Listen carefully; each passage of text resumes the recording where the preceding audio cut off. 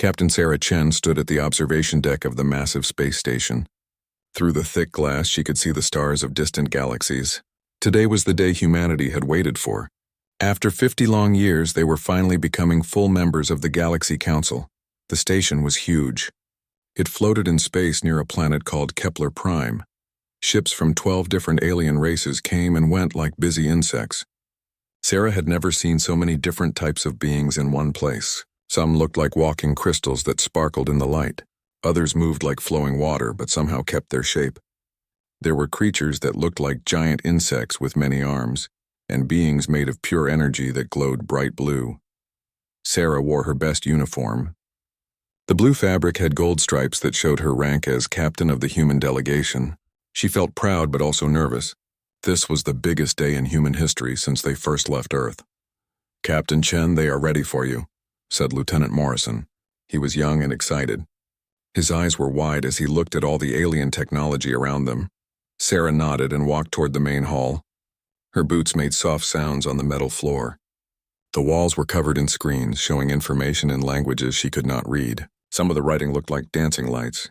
Others looked like mathematical equations that moved and changed. The main hall was enormous. The ceiling was so high that Sarah could barely see it. Thousands of beings sat in curved rows that went up like a giant bowl. At the center was a platform where the council leaders sat. The council speaker was an ancient being called an ethereal. It looked like bright energy trapped inside a crystal container. When it spoke, its voice sounded like music mixed with thunder. Next to it sat representatives from the other major races. There was Counselor Vex from the Zephyrians. The Zephyrians looked like living crystals that grew in geometric patterns. They were very old and very smart. They had been part of the council for over 10,000 years. Beside Vex sat the Nexari representative. The Nexari were different from humans in a scary way. They shared one mind among millions of bodies. When one Nexari learned something, they all knew it instantly. They never argued among themselves because they always agreed. Sarah took her place at the special seat marked for humanity. Around her sat the other human delegates. Admiral Torres was there along with scientists, diplomats, and military officers. They all looked as nervous and excited as Sarah felt. The ethereal speaker began to glow brighter. Its voice filled the huge hall. "Today we welcome our newest members to the Galaxy Council. Humanity has shown great progress during their probation period. They have learned to work with other species. They have shown they can follow galactic law. They have proven they deserve a place among the civilized races of the galaxy." The other council members made sounds of agreement. Some clapped with hands like humans. Others made clicking sounds or flashed different colors. Sarah felt proud. 50 years ago, when humans first met aliens, things had not gone well. Humans had been too aggressive, too quick to fight. The council had said humans needed to learn patience and cooperation before they could join. During those 50 years, humans had worked hard to change. They had built peaceful colonies on 17 different worlds. They had learned alien languages and customs. They had even helped solve conflicts between other species. As full members, the speaker continued, "Humanity will receive access to our advanced technologies. You will have faster-than-light communication systems. You will receive quantum weapons for protection. Most importantly, you will have a voice in the decisions that shape our galaxy." The human delegates smiled at each other. This was what they had worked toward for so long. The technologies the council offered would change everything. Human ships could travel faster and farther. Human colonies could communicate instantly across vast distances. Human scientists could learn secrets that took other races millions of years to discover. But as Sarah listened to the ceremony, she noticed something strange. The older council members kept looking at each other in a way that made her uncomfortable. It was like they were sharing a secret joke. When the speaker talked about humanity joining the council, some of them made gestures she did not understand. Counselor Vex's crystal body flashed in patterns that meant something to the other Zephyrians. The Nexari representative's eyes changed color in quick sequences. Even some of the smaller council members seemed to be communicating in ways humans could not see. Sarah tried to focus on the ceremony. Maybe she was just being paranoid. This was supposed to be a happy day. Why was she looking for problems? The speaker raised what might have been an arm. The crystal container holding its energy pulsed with bright light. "Let the integration begin," it announced. "From this day forward, humanity and the council will work as one." Teams of alien technicians began setting up equipment around the human delegates. They attached small devices to the humans' uniforms and gave them tablets that would connect to the Council's information network. These devices will help you communicate with all Council species, explained a friendly Zephyrian technician. They will also keep you connected to our central database. You will always have access to the most current information. Sarah accepted the device, but something about it felt wrong. It was warm in her hand, warmer than it should be. When she looked closely, she could see tiny lights pulsing inside it. The pattern reminded her of a heartbeat. After the ceremony, the human delegates were given tours of the station. They saw laboratories where impossible experiments were conducted. They visited libraries that contained the knowledge of dozens of civilizations. They even got to see the engine room where massive machines bent space and time to keep the station in orbit. But everywhere they went, Sarah noticed the same thing. The older council members watched the humans carefully. They paid attention to how humans reacted to things. They seemed to be studying the humans like scientists study lab animals. "Captain Chen," said a voice behind her. Sarah turned to see a young Zephyrian approaching. This one was different from the others. Its crystal body was smaller and brighter with simpler patterns. "I am Crix," the being said. "I work in the archives. I wanted to welcome you personally." "Thank you," Sarah replied. "This is all very impressive." Crix's crystal body dimmed slightly. In Zephyrian body language, this meant uncertainty or worry. "Captain, may I ask you something? How do you feel about joining the council?" Sarah was surprised by the question. "We are honored, of course. This is what humanity has worked toward for 50 years. "Yes, but how do you feel? Not as a representative of humanity, but as Sarah Chen?" The question was strange. Sarah looked around to make sure no one else was listening. "Honestly, something feels off. I cannot explain it, but this all feels too easy. Like we are being given something that is too good to be true." Crix's body brightened again. "Trust that feeling, Captain. Trust it completely." Before Sarah could ask what that meant, Crix moved away quickly, disappearing into the crowd of beings moving through the station. That night, in her quarters aboard the human ship, Sarah lay awake thinking. Outside her window, she could see human colonies in distant star systems. Tomorrow, Council technology would begin arriving at those colonies. Human civilization was about to change forever. She should have felt excited. Instead, she felt like humanity had just signed a contract without reading all the words. And somewhere in the fine print was something that would cost them more than they could imagine. But it was too late to change anything now. The ceremony was over. The agreement was signed. Humanity was officially part of the Galaxy Council. Sarah closed her eyes and tried to sleep, but Crix's words kept echoing in her mind. "Trust that feeling, Captain. Trust it completely." Admiral Marcus Torres stood in the command center of Earth's orbital defense platform. 6 months had passed since humanity joined the Galaxy Council. Through the massive windows he could see Earth turning slowly below, its blue oceans and white clouds as beautiful as ever. The past 6 months had been amazing for humanity. Council technology had arrived at every human colony and ship. The new faster-than-light communication systems let people talk to family members on distant worlds instantly. Human ships could now travel between star systems in days instead of months. The quantum navigation systems made space travel safer than ever before. Human colonies were connected by a network that shared information, resources, and culture across 17 different worlds. It seemed like humanity had finally found its place in the galaxy.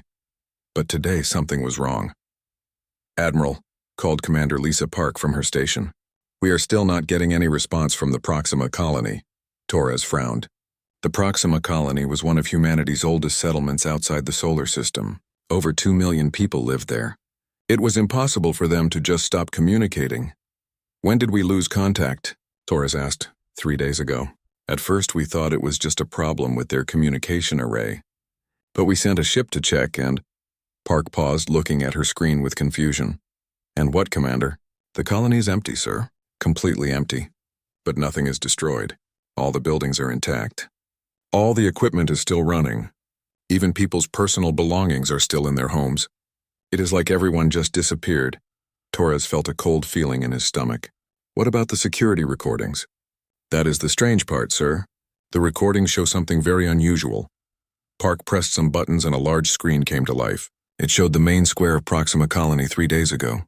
People were walking around normally, going about their daily business. Children were playing in the park. Everything looked peaceful and normal.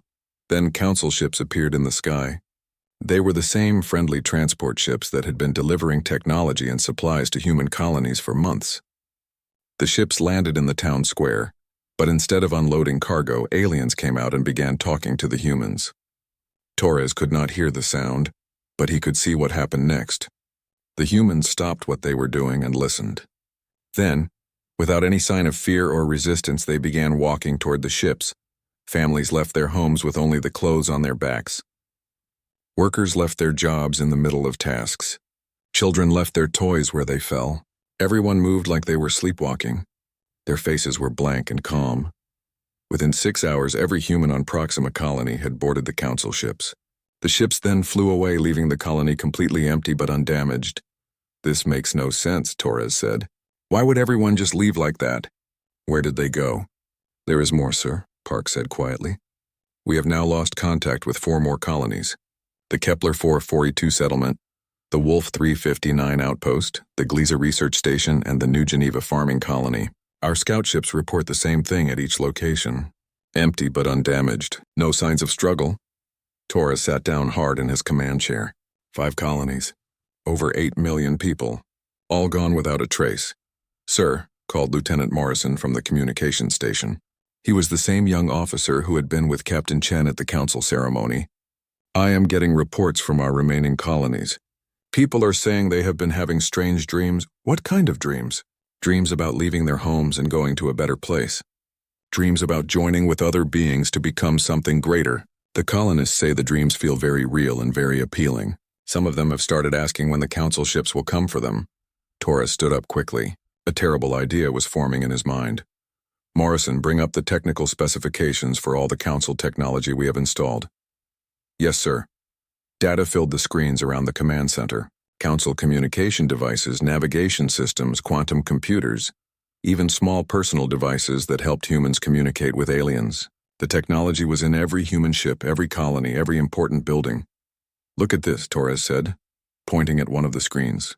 "Every piece of council technology has something called a neural interface capability. The documentation says it is for better communication between species." Commander Park leaned closer to look. "But sir, if these devices can interface with human brains, then they can do more than just help with communication," Torres finished. "They can influence thoughts, plant ideas, make suggestions." The command center fell silent as everyone realized what this meant. For 6 months, every human in the galaxy had been carrying or living near council technology that could reach into their minds. "Admiral," Morrison said in a shaky voice, "I am receiving a message from Captain Chen. She is still at the council station. She says it is urgent." The main screen switched to show Sarah Chen's face. She looked worried and tired. Behind her, Torres could see the interior of the council station. "Admiral Torres, listen carefully," Chen said. "I do not have much time. I have discovered something terrible about the council. They did not invite us to join them as equals. They have been planning something called the consolidation for months." Torres leaned forward. "What is the consolidation?" "I do not have all the details yet, but I know it involves collecting humans from all our colonies. The missing colonists were not kidnapped. They were summoned. The council technology we have been installing everywhere has been conditioning human minds to respond to specific commands." "Commands from who?" "From the council leadership. Admiral, every piece of their technology is connected to a central control system. When they are ready, they can activate all of it at once. They can make every human in the galaxy do whatever they want." Torres felt sick. "How many people know about this?" "Very few. The conditioning affects most humans, but some of us seem to be immune. I think it has to do with genetic differences or maybe the cybernetic implants some military personnel have. But Admiral, most of our fleet commanders and colony governors are already under the influence. They think the Council is humanity's greatest friend. What can we do?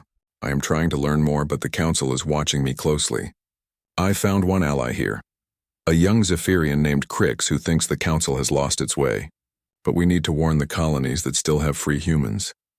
Suddenly, alarms began ringing throughout the command center. Morrison's hands flew over his control panel.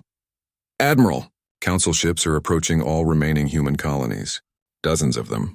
They are not responding to our hail attempts. Torres looked at the tactical display. Red dots representing council ships were moving toward every human settlement in the galaxy.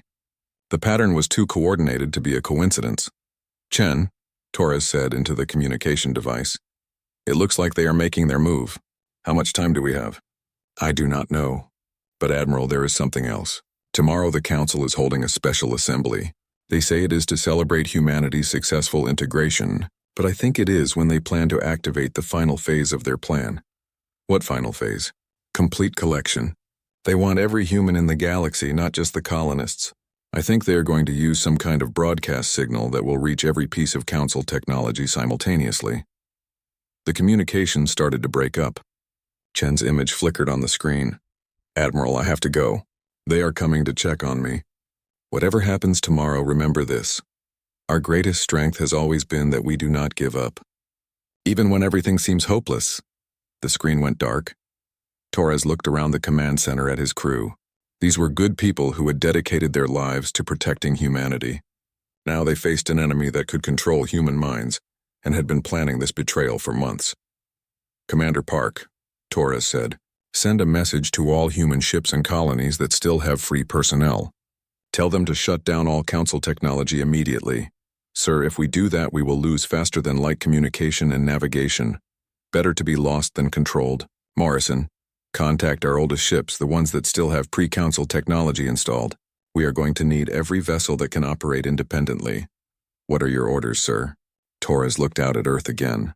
Somewhere down there, millions of humans were carrying Council devices in their pockets, living in buildings equipped with Council technology, completely unaware that their minds were being slowly prepared for slavery. We prepare for war, Torres said, because I think tomorrow the real enemy is going to show their face. Captain Sarah Chen moved quietly through the dark corridors of the Council station. It was the middle of the night cycle, when most beings were sleeping or in their rest phases. The hallways that were busy and bright during the day now felt empty and cold. Behind her, Crix followed silently. The young Zephyrian's crystal body was dimmed to almost black, making it hard to see in the darkness. Only tiny points of light showed where Crix was moving. Are you certain about this? Crix whispered. The Zephyrian's voice sounded like wind chimes in a gentle breeze. I have to know the truth, Sarah replied quietly. Too many things do not make sense. Why did the Council really accept humanity? Why are our colonies being emptied? Why does everyone act like this is normal? They reached a section of the station that Sarah had never seen before. The walls here were older, made of different materials. Strange symbols were carved into the metal, symbols that looked nothing like the friendly writing used in the public areas of the station. Crix stopped at a heavy door that had no visible handle or controls. The young alien placed its crystal hands against specific symbols on the wall. The symbols began to glow and the door slid open with a soft hiss. The Archive of Origins, Crix explained. This is where the Council keeps its oldest and most secret records. Most Council members are not allowed here, but my family has been archivists for thousands of years. I still have access. They stepped into a vast chamber filled with floating crystals, each one containing information from different time periods. The crystals glowed softly, creating patterns of light that danced across the walls. Sarah had never seen anything so beautiful or so alien. How do we find information about humanity? Sarah asked. The archives organize themselves by intention rather than time, Crix said. Think about what you want to know and the right crystals will respond. Sarah concentrated on her questions. Why had the Council really accepted humanity? What was happening to the missing colonists? What was the Council's true plan?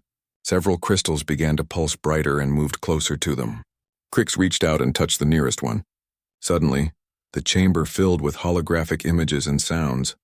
Sarah saw the Council as it was thousands of years ago. The member species were different then, younger and more energetic. They explored the galaxy with curiosity and wonder, making friends with new civilizations and sharing knowledge freely. But as the images moved forward in time, Sarah watched the Council change. The original member species grew old and tired. Their populations declined. Their curiosity turned to fear of change. They became obsessed with preserving what they had rather than discovering what was possible. The Eternal Cycles Protocol, Crix read from the information flowing around them, implemented 7,000 years ago after the Great Stagnation began. The hologram showed council scientists working on a terrible project. They were studying other species, learning how to extract and transfer the qualities that made each race unique. Courage from warrior species, creativity from artistic civilizations, adaptability from explorer races. They were stealing the best parts of other species to revitalize themselves, Sarah whispered in horror. Not stealing, Crix corrected sadly. Harvesting. The process kills the original beings, but their essential qualities live on in the council members who receive them. More images appeared. Sarah watched as dozens of civilizations were contacted by the council, welcomed as friends, and then slowly absorbed. Each species went through the same process. First contact, a period of cooperation, integration of council technology, and then something called the consolidation. Every few thousand years, when the council starts to weaken again, they choose a new species for harvesting, Crix explained. They study the species carefully, learning their strengths and weaknesses. Then they invite them to join the council. But why us? What makes humanity special enough to harvest? Crix touched another crystal and new information appeared. Sarah saw files about humanity that were incredibly detailed. The council had been watching humans for over 200 years, long before first contact. Your species has 3 qualities the council desperately needs, Crix said, reading from the data. Aggressive adaptability, emotional complexity, and what they call chaotic creativity. Most species in the galaxy have become too peaceful and predictable. Humanity still has the ability to surprise, to innovate, to fight when necessary. Sarah felt sick. Everything humanity thought they knew about their relationship with the council was a lie. They were not new members joining a peaceful organization. They were cattle being prepared for slaughter. The subliminal conditioning started the moment council technology was installed in human territory, Crix continued. Every device has been broadcasting signals designed to make humans more compliant and willing to follow council orders. But the conditioning does not work on everyone. Why not? Genetic variations, cybernetic implants, certain types of brain injuries, even strong emotional trauma can provide resistance. The council expects about 10% of any species to be immune to the initial conditioning. What happens to the immune ones? Crix was quiet for a moment. When the young alien spoke again, its voice was very sad. They are collected separately and processed differently. The council has learned that resistant individuals often have the strongest examples of the qualities they want to harvest. Sarah's hands clenched into fists. The council was not just planning to enslave humanity. They were planning to murder every human being in the galaxy and use their remains to make themselves stronger. When? Sarah asked. When do they plan to do this? Tomorrow, Crix said. During the special assembly, the council speaker will broadcast what they call the final word. Every piece of council technology in human space will receive the signal simultaneously. Any human within range will be compelled to report to collection points. And then, the consciousness extraction process takes about 72 hours per individual. Within a week, humanity will cease to exist as an independent species. Sarah stared at the holographic data swirling around them. Billions of humans were sleeping peacefully in their homes tonight, completely unaware that tomorrow might be their last day as free beings. Crix, why are you helping me? Why are you risking yourself to show me this? The young Zephyrian's crystal body brightened and dimmed in patterns that Sarah had learned meant deep emotion. Because this is wrong. The council was supposed to bring peace and knowledge to the galaxy, not commit genocide every few thousand years. My own species was harvested once, long ago. The Zephyrians you see now are the descendants of those who collaborated with the harvesters to save themselves. But you could get in trouble for helping me. I am already in trouble just for questioning the system. My family has served the council for generations, but I cannot serve it anymore. Not like this. Sarah thought about Admiral Torres and the human fleet. Most of the fleet commanders were probably already under council influence. Even if she could warn them, would they believe her? Would they be able to resist the conditioning long enough to fight back? Is there any way to stop this? Sarah asked. Crix touched several more crystals, searching for information about previous consolidations. The harvesters have never failed before, Crix said finally, but they have never tried to harvest a species like humanity either. Most species become peaceful and predictable before they are selected. Humans are still chaotic. Is that good or bad for us? I do not know. But Sarah, there is something else you need to see. Crix activated one more crystal. This one showed the current status of the Council's preparations. Sarah saw massive processing facilities hidden throughout the galaxy, designed to handle millions of beings at once. She saw collection ships positioned near every human world. She saw the technical specifications for the final word broadcast, but she also saw something that gave her hope. The Council's plans were based on the assumption that humans would react like every other species they had harvested. Peaceful surrender followed by efficient processing. They think they know us, Sarah said slowly, but they do not really understand what humanity is capable of when we are desperate. What do you mean? Sarah smiled, but it was not a happy smile. It was the kind of smile humans made when they were about to do something very dangerous and very stupid. I mean that the Council is about to learn why every other species in the galaxy thought humans were too aggressive to join their organization. They wanted our chaos and our fight. They are about to get both. What will you do? I am going to warn Admiral Torres. Then I am going to make sure the Council understands exactly what kind of species they decided to harvest. As they prepared to leave the archives, Sarah took one last look at the holographic displays. Somewhere in that data was information about how the consciousness extraction process worked, where the processing facilities were located, and what weaknesses the Council might have. The Council had spent 50 years studying humanity, learning their strengths and weaknesses. Now it was time for humanity to return the favor. The hunters were about to become the hunted. Admiral Torres stood in the command center, watching the main screen with growing dread. Captain Chen had contacted him an hour ago with news that made his blood run cold. The Council was not humanity's friend. They were preparing for something called the consolidation that would destroy every human in the galaxy. Around him, his staff worked frantically to prepare defenses. But Torres knew it might already be too late. Most human military commanders were under Council influence. The majority of the fleet would not respond to orders to resist the Council. Admiral, Commander Park called out. Captain Chen is requesting emergency communication from the Council station. Put her through. Sarah Chen's face appeared on the screen. She looked tired and frightened, but her voice was steady. Admiral, it is happening now. The Council assembly is starting. I estimate we have less than 30 minutes before they broadcast the final word. What is our status? Torres asked. Bad. I count maybe 12 ships in the entire human fleet that are still operating independently. The rest are either under Council influence or have had their crews report to reassignment centers voluntarily. Torres looked at his tactical display. Chen was right. Out of humanity's 300 warships, only a handful were still responding to his commands. The others were either silent or actively moving to support Council operations. What about the colonies? Most of the remaining free humans have either been collected or are hiding in areas without Council technology. We estimate maybe 50 million humans galaxy-wide are still capable of independent thought. 50 million out of 12 billion. The numbers were devastating. Sir, Morrison interrupted. We are receiving a general broadcast from the Council station. They are asking all humans to tune in for an important announcement about humanity's future. Torres felt his stomach twist. That is it then. The final word broadcast. The main screen switched to show the Council Assembly Hall. Torres had been there once during humanity's acceptance ceremony. Then it had seemed magnificent and welcoming. Now it looked like a trap closing around them. The great chamber was filled with thousands of beings from dozens of species. But Torres noticed something he had missed before.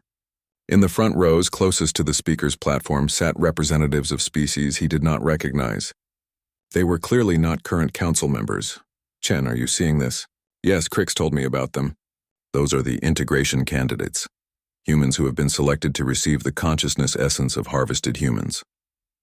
They will become the new humanity after the real humanity is destroyed. Torres watched in horror as the camera panned across faces that looked human, but somehow were not quite right. Their expressions were too calm, their movements too coordinated. They looked like actors playing the role of humans rather than actual people. The ethereal speaker rose from its crystal container.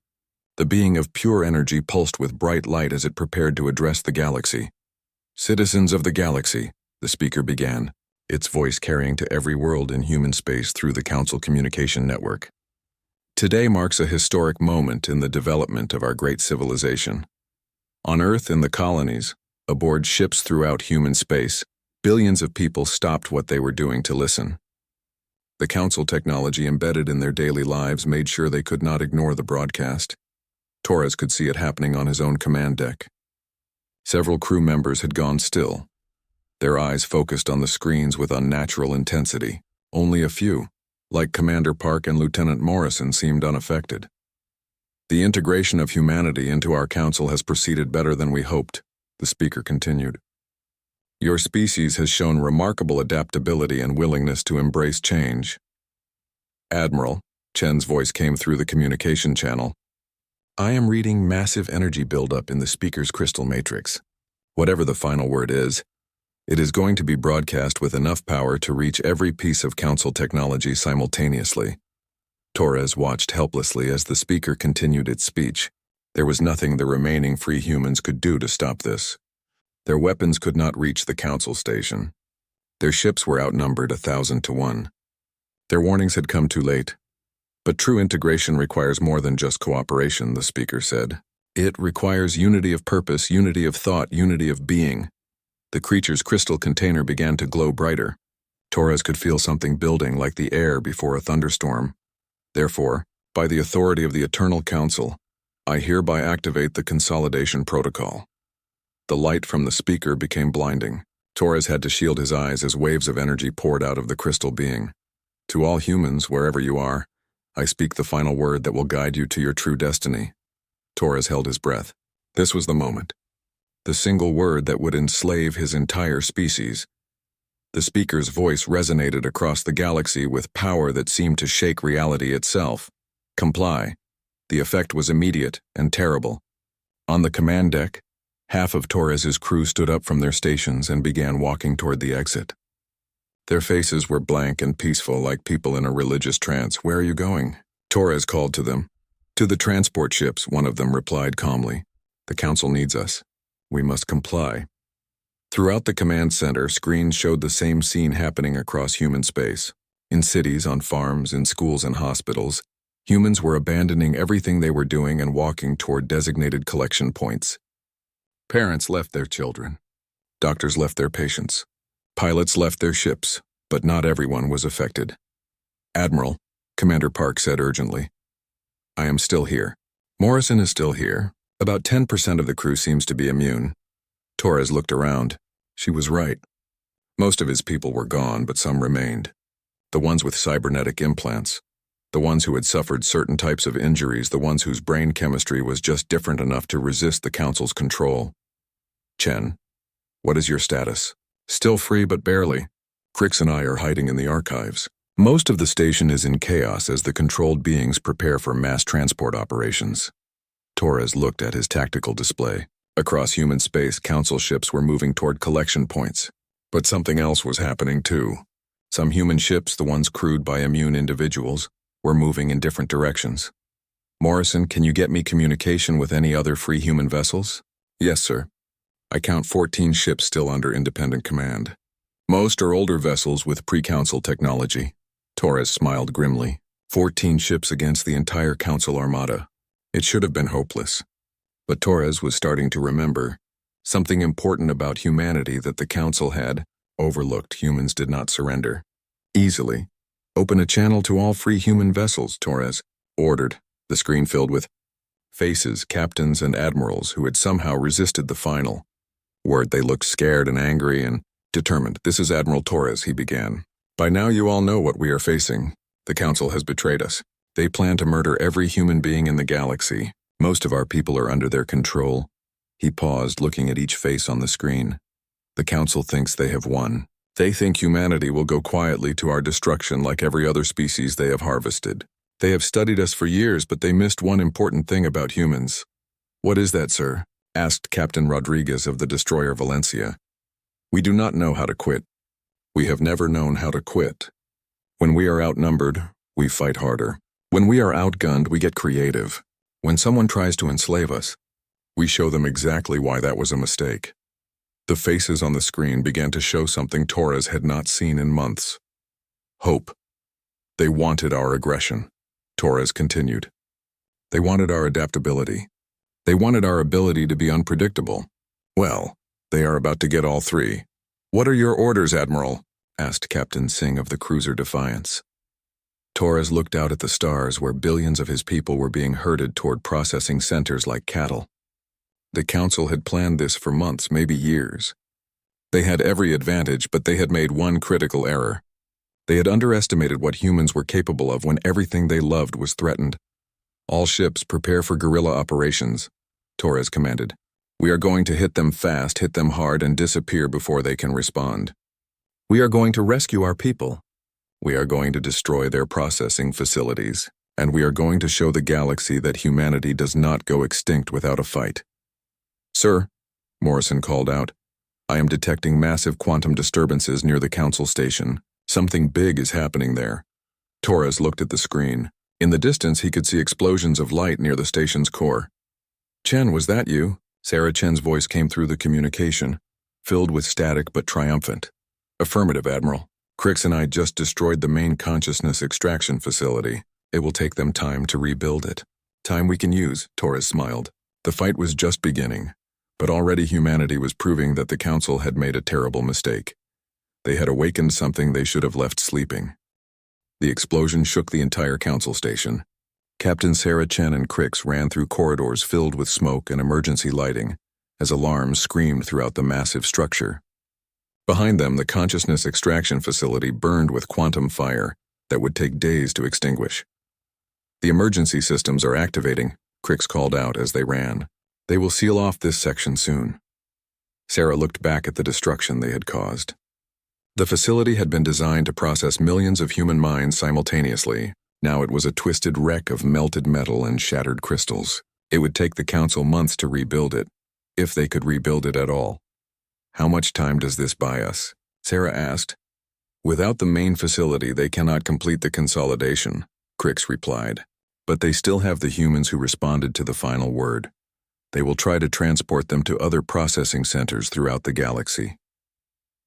They reached an observation deck and stopped. Through the transparent wall, Sarah could see Council ships everywhere. Massive transport vessels were loading thousands of humans who moved like sleepwalkers. The humans climbed aboard the ships calmly, their faces blank and peaceful. But something else was happening too. In the distance, small explosions flashed against the darkness of space. Human ships, the few that remained free, were attacking the transport vessels. "Chen to Admiral Torres," Sarah spoke into her communication device. "Torres here. Nice work on that explosion, Captain." "Thank you, sir.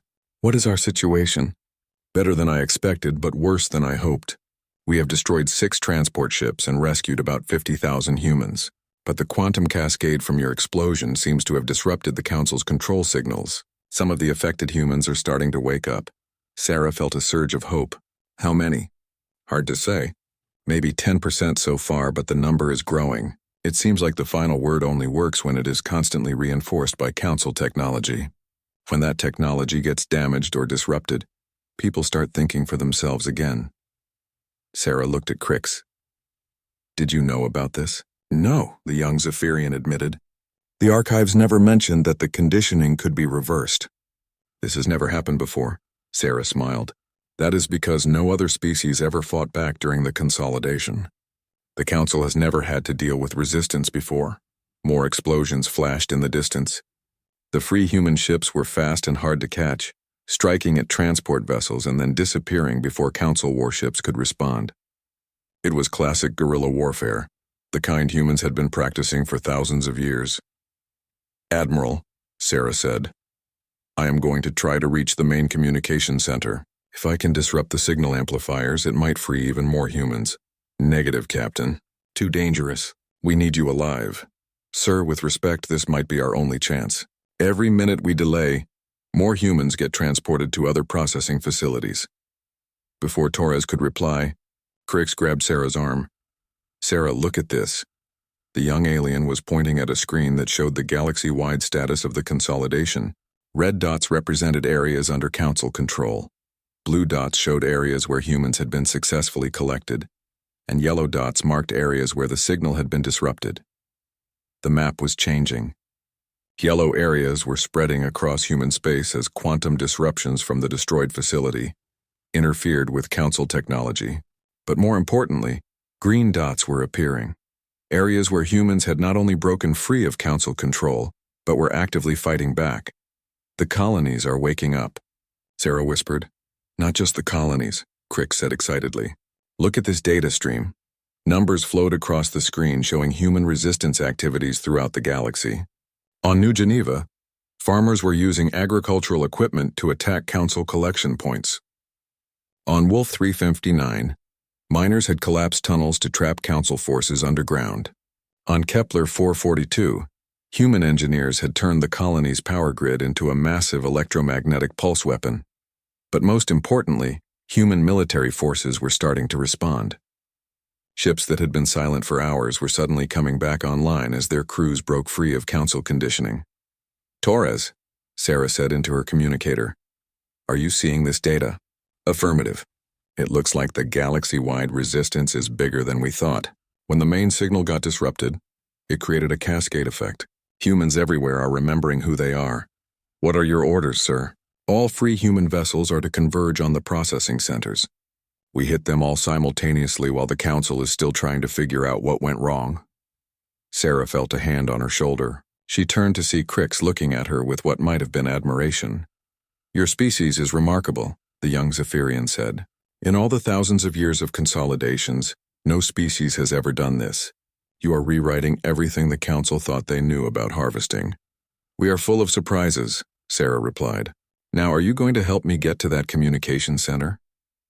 Crix's crystal body flashed in patterns of determination. Lead the way. They made their way through the station as battle raged outside. The corridors were mostly empty now as Council personnel focused on damage control and trying to maintain their collection operations. But Sarah and Crix moved carefully, avoiding patrols and automated security systems. When they reached the communication center, they found it heavily guarded. Dozens of Council security forces surrounded the facility, clearly understanding how important it was to maintain their control signals. Too many guards, Crix whispered. We cannot get through. Sarah studied the layout. The communication center was built into the station's central core, surrounded by multiple layers of security. A direct assault would be suicide. But then she remembered something Admiral Torres had said. Humans got creative when they were outgunned. Crix, what would happen if someone overloaded the station's main power core? The entire station would be destroyed. But Sarah, that would kill everyone aboard, including thousands of innocent beings. Sarah shook her head. Not destroyed. Just damaged enough to shut down all the amplification systems. Look at these power flow diagrams. If we redirected the energy from the quantum drives into the communication array, Crick studied the technical displays. It would create a feedback loop. The communication system would burn out, but the station itself would survive. And more importantly, it would send a massive disruption pulse through the entire Council network. Every piece of their technology within 100 light-years would be affected. That would free millions of humans at once. Exactly. They worked together to reach the power core, avoiding guards and disabling security systems. Crix's knowledge of Council technology combined with Sarah's human intuition for finding weaknesses in complex systems. The power core was a massive chamber filled with swirling energy contained by force fields. Conduits carried power throughout the station, including to the communication array that was keeping billions of humans under control. I can reroute the energy flow, Crix said, but someone needs to manually activate the overload sequence from the core chamber. How dangerous is it? Extremely. The radiation will kill any organic being within minutes. Sarah looked at her friend. But not a Zephyrian in a protective crystal shell? No, but Sarah, if I do this, I will not be able to escape before the pulse activates. I will die. Sarah was quiet for a moment. This young alien had already risked everything to help humanity. She could not ask for more. There has to be another way. There is not. And Sarah, this is my choice. My species chose to collaborate with the harvesters rather than resist. I choose to resist. Before Sarah could argue, alarms began ringing throughout the station. Council forces had discovered their location. We are out of time, Crick said. Get to your ship. Tell Admiral Torres that the pulse will activate in 10 minutes. Crix, go! Make sure this means something. Sarah ran as Crix entered the power core chamber. Behind her, she could hear the young Zephyrian working with desperate speed to reroute the station's energy systems. She reached her ship just as Council security forces surrounded the area. The small human vessel lifted off as weapons fire erupted around it. But Sarah's attention was focused on the countdown timer on her console. Torres, this is Chen. Emergency evacuation of all ships near the council station. Massive energy pulse incoming in 6 minutes. What did you do, Captain? We broke their toys, sir. All of them. Sarah's ship accelerated away from the station as every human vessel in the area did the same. Behind them, the massive council structure began to glow with unstable energy. At exactly 0 on the countdown, the station erupted with light. Not the explosion Sarah had expected, but a wave of pure energy that expanded outward at the speed of light. As it passed each human ship, their council-provided technology sparked and died. But more importantly, the pulse raced toward every human world in the galaxy. Sarah watched her communication display as reports flooded in from across human space. On Earth, humans were walking away from collection points, confusion replacing the blank compliance on their faces. On distant colonies, people were demanding to know what had happened to their friends and families. Most importantly, human military units were coming back online everywhere. All human vessels. This is Admiral Torres, came the transmission.